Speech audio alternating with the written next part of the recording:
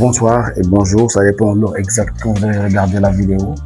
It's your boy P, aka Osohala, aka you can call me whatever you want. Donc aujourd'hui, je suis censé répondre à certaines questions pour vous présenter le nouvel concept qui s'appelle carte hip-hop. C'est une édition carrément typiquement originaire hip-hop. Donc c'est parti. Donc si aujourd'hui je me présente, je dirais que je suis originaire bien sûr de Saloum. Donc bien évidemment, Saloum c'est un territoire à laquelle ça regroupe certes 3 villes, que ce soit Kaolack, Kaffrine et Nioro. Donc moi je peux dire que je suis originaire de ce territoire-là parce que je suis né à Kaolack, grandi à Kaffrine et puis Nioro c'est la terre de mes ancêtres parce que mes grands-parents ils habitaient à Nioro. Donc je suis originaire de Saloum, exactement c'est ça. Alors la passion de la culture hip-hop m'est venue donc dans les années, c'est pas très longtemps, c'est en 2015 quand on était au lycée. Donc parce que qui parle de Kaolack, c'est une zone dans laquelle le hip-hop c'était tellement représenté. On peut citer des groupes comme par exemple Kurgi de Kaolack. C'est un groupe révolutionnaire à laquelle nous c'était plus que des idoles pour nous. Donc pour moi, c'était comme ça la culture hip-hop que j'ai embrassé la culture en écoutant les émissions à la radio à 14h jusqu'à 16h, toujours partout où tu passes, tu entends les émissions passer à la radio.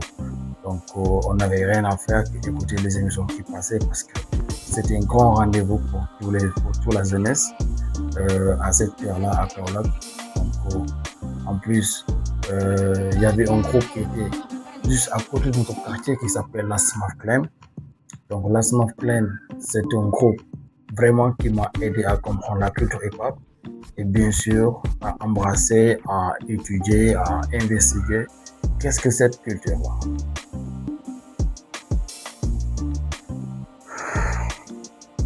Alors si on donne l'idée de quartier hip-hop, quartier hip-hop c'est une émission qui va promouvoir la culture hip-hop. Parce qu'aujourd'hui, tout ce qu'on connaît sur la culture hip-hop, c'est seulement le rap. Et pourtant, il y a le breakdance, il y a ce qu'on appelle le DJing, il y a ce qu'on appelle le b-boying. Donc tous ces éléments-là, c'est des éléments qui sont dans la culture hip-hop. Et à travers l'émission, les internautes ou bien les gens qui vont nous suivre, ils vont savoir que la culture hip-hop, c'est pas seulement le rap. Alors pourquoi j'ai choisi le nom quartier hip-hop? Parce que comme je viens juste de dire que la culture hip-hop c'est une culture vraiment riche du fait que à l'époque, lorsque tu partais dans des quartiers là où le hip-hop est né aux États-Unis, tu trouves une jeunesse opprimée ou bien une jeunesse entre guillemets oubliée. Et cette jeunesse-là, il crée de propres vibes. Il crée des block parties. Les block parties là. Et en plus, la quartier était embellie par rapport à la tag. Ok? Donc, tu entres dans le quartier, tu sens que ce quartier-là, il a du vibes par rapport aux jeunes qui ont une idée de faire des tags de partout dans le quartier. Et aussi, tu trouves la soirée, il y a un DJ qui ramène ses matériels, qui met un peu de son, de la musique, des bonnes vibes. Il y a des gens qui boivent du café à côté. Il y a des bons qui sont en train de faire des barbecues. Donc, et aussi, il y avait un DJ, il y avait un b-boy, il y a des gens qui font du breakdance. Tout ça, c'est pour cela que j'ai dit, ok, mon émission, je vais l'appeler quartier hip-hop. Parce que dans le quartier, tu trouves tous les éléments qui regroupent la culture hip-hop. Alors, l'objectif de cette émission, c'est faire connaître les piliers et les sous-piliers de la culture hip-hop. quand on parle des piliers et des sous-piliers, parce que, comme je dis, le hip-hop, c'est pas seulement le rap. Donc, on peut être un hip-hopper sans pour autant écouter de la musique. Parce que, à force d'être un vrai hip-hop, la musique devient dernière option pour toi. Parce que le hip-hop, il y a beaucoup de branches. Donc, l'objectif, c'est que de comprendre que la culture hip-hop, on peut avoir de l'argent là-dessus. Il y a l'entrepreneuriat, ok? Donc, il y a beaucoup de facteurs que les gens doivent savoir sur la culture hip-hop, ok? Il y a les beatmakers que les gens oublient très souvent. Il y a les promoteurs que les gens oublient très souvent. Et les infographes. Donc, il y a beaucoup de secteurs, il y a beaucoup de choses qui gravitent autour de cette culture-là que les gens parfois oublient. Ok, donc c'est pour cela, cette émission-là, on va parler avec beaucoup de personnes, on va avoir des invités de marque. Et ça, on va en parler. Donc aujourd'hui, la culture hip-hop occupe une place très importante parce que quand on dit hip-hop, on dit que on le définit très souvent que hip-hop c'est un discours artistique sur l'actualité.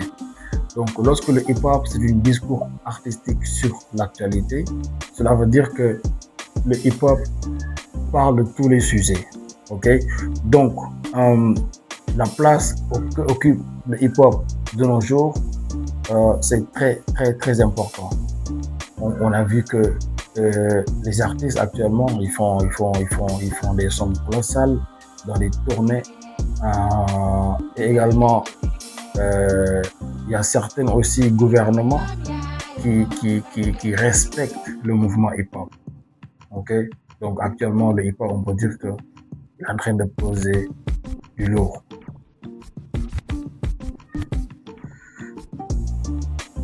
Alors, donc sur Quartier Hip Hop, les invités qu'on va avoir, c'est pas seulement on va inviter des personnes renommées, ok?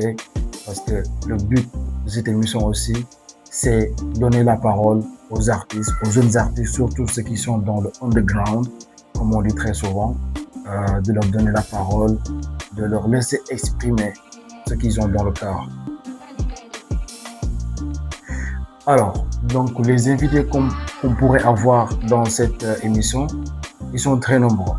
Parce que quand on parle de discours, quand on parle de discours sur l'actualité, on peut parler de beaucoup de choses, ok? Parce que le hip-hop, c'est pas limité. Donc, il y a des gens qui pensent que le hip-hop, c'est limité, c'est carré. Non, le hip-hop, c'est très vaste. Donc, les types d'invités qu'on pourrait avoir dans cette émission, toute personne qui est importante à la développement de la cité, c'est pas, je parle pas des artistes. Donc, toute personne qui évolue dans la cité et qui est là, qui est importante, qui peut nous donner son parcours, ses idées, sa philosophie, il est la bienvenue dans le quartier hip-hop. Alors, la différence entre quartier hip-hop et les autres émissions, c'est très simple. Parce que vous pouvez faire le tour et regarder les émissions qui se passent, ça se focalise seulement du rap. Ok, les émissions que la plupart des créateurs de contenu font actuellement, ça tourne seulement que du rap. Ok, et le rap, c'est bien, c'est bien beau, on a fait la promotion de rap, ça cartonne actuellement. Ok, mais aussi ça reste les acteurs, les autres acteurs qui sont dans la culture, que les gens doivent savoir. C'est d'où l'importance de la carte hip-hop, une émission pour tous les acteurs qui gravitent autour de la culture hip-hop. C'est pas seulement le rap. Alors, pour créer quartier hip-hop, on n'avait pas grand défi, hein, vraiment. Parce que c'est une passion en première. Donc, quand on est passionné de quelque chose, tu vois pas des obstacles. Donc, tu trouves certains problèmes qui vont t'aider à trouver des solutions le plus rapidement possible. Donc, on n'avait pas trouvé grand défi pour mettre carte hip-hop. Alors, le message que j'ai à l'endroit des jeunes qui sont passionnés de la culture, c'est, il faut, il faut, il faut se cultiver, ok? Il faut se cultiver, il faut rêver grand, Et aussi, il faut travailler avec discipline et tout en respectant tes valeurs et tes origines. Parce que le hip-hop, c'est aussi représenter là où tu viens. Parce que le hip-hop, c'est la représentativité. Alors, donc, les gars, on vous invite dans l'émission de quartier hip-hop. Donc, likez, partagez. Et je pense que vous serez nombreux à nous suivre et qu'on souhaite que cette émission soit l'émission de la culture urbaine la plus, la plus suivie dans la planète. Peace, guys.